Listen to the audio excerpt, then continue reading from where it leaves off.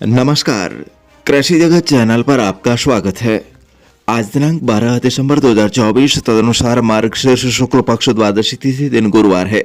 राजस्थान राज्य की साप्ताहिक मौसम अपडेट के साथ मैं अचल सिंह देवराज। इन दिनों समूचा प्रदेश शीतलहर की चपेट में है। गलन और ठिठुरन से न सिर्फ मानव बल्कि पशु पक्षी भी व्याकुल है। जैसलमेर, पाली, कोटा, बारां, करौली, धौलपुर और माउंट आबू समेत राज्य के अन्य स्थानों पर भी भीषण शीतलहर का असर देखा जा रहा है। पिछले 24 घंटों में सीकर के फतेहपुर शेखावटी में इस ऋतु में पहली बार पारा -1 डिग्री सेल्सियस दर्ज किया गया। इसके अलावा सीकर में 1.5, चूरू में 1.8, हनुमानगढ़ के संग्रिया में 2.5, करौली में 3.3 और सिरोही में 4.3 डिग्री सेल्सियस रात का तापमान दर्ज हुआ है। चित्तौड़गढ़, डबोक, बारां के अंता, अलवर, भीलवाड़ा और उत्तरी सरहदी जिले श्रीगंगानगर में भी रात का पारा 6 डिग्री सेल्सियस से नीचे रहा है। सर्दी से प्रभावित जनजीवन के बावजूद किसान भाई 24 घंटे खेतों में पहरा दे रहे हैं। वर्तमान में एक हल्का पश्चिमी विक्षोभ जम्मू कश्मीर, गिलगिट, बाल्टिस्तान, मुजफ्फराबाद और आसपास के पर्वतीय इलाकों पर अवस्थित है, जिसके प्रभाव से इन इलाकों में हो रही बर्फबारी तथा ठंडी हवाएं उत्तरी मैदानी इलाकों सहित राजस्थान में सर्दी का असर बढ़ा रही है। मौसम केंद्र जयपुर के सौजन्य से मिली रिपोर्ट के अनुसार अभी भी अगले 48 घंटों तक राज्य के विभिन्न भागों में तापमान में 1 से 2 डिग्री सेल्सियस की गिरावट रहने से शीतलहर का दौर जारी रहेगा तथा इस समय अवधि में शीत दिवस अर्थात दिन में भी ठंड महसूस होने की संभावना है। एक ताजा कमजोर पश्चिमी विक्षोभ उत्तर भारत के पश्चिम हिमालय के क्षेत्रों के करीब पहुंचने को है, जो इस समय अफगानिस्तान देश के ऊपर मौजूद है।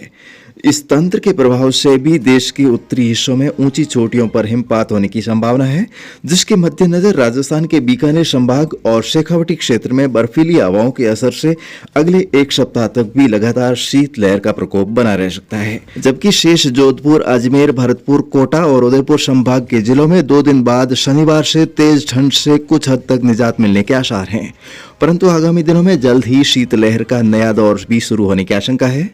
फिलहाल अगले 1 सप्ताह तक राज्य में कहीं पर भी मावठ होने की संभावना नहीं है। बीच बीच में राज्य के दक्षिणी तथा मध्य और पश्चिमी भागों में भी आज और कल पतली परत वाले बादल छाए रहेंगे, साथ ही मौसम मुख्यतः शुष्क बना रहेगा। ऐसे में किसान भाई तेज ठंड के मौसम में नियमित रूप से रबी फसलों की देखरेख तथा अपना और अपनों की सेहत का विशेष ख्याल रखें, अन्यथा जरा सी भी लापरवाही स्वास्थ्य को खराब कर सकती है। पशुपालक भाई भी पशुधन को शीतलहर से बचाने का उचित प्रबंध बनाए रखें। और दोस्तों, आइए अब जानते हैं भावों की भविष्यवाणी के बारे में। तो दोस्तों, पिछले दिनों की तुलना में इस सप्ताह कपास और मूंगफली के भाव में 100 से 150 रुपए प्रति क्विंटल के भाव में सुधार हुआ है। वहीं सरकारी खरीद भी तेज हुई है। हालांकि बाजार मंदी के दौर से अभी तक पूरी तरह से उभरा नहीं है। घरेलू बेंचमार्क इक्विटी सूचकांक सेंसेक्स और निफ्टी के कारोबार में भी कल गिरावट का रुख रहा। 30 शेयरों वाला बीएसई सेंसेक्स 306 अंक गिरकर 81,526 पर और नेशनल स्टॉक एक्सचेंज का एनएससी निफ्टी 50.98 अंक गिरकर 24,641 अंक पर बंद हुआ। कृषि जिंसों के भाव में भी उतार चढ़ाव का दौर अभी भी कुछ दिनों तक जारी रहेगा। 2 जनवरी 2025 से 14 जनवरी 2025 के बीच कपास और ग्वार के भाव में तेजी रहने का योग है और पोष का महीना सोमवारी होने से वर्षादायी रहेगा, परंतु इस महीने में शुरुआती दिन मंदीकारक रह सकते हैं।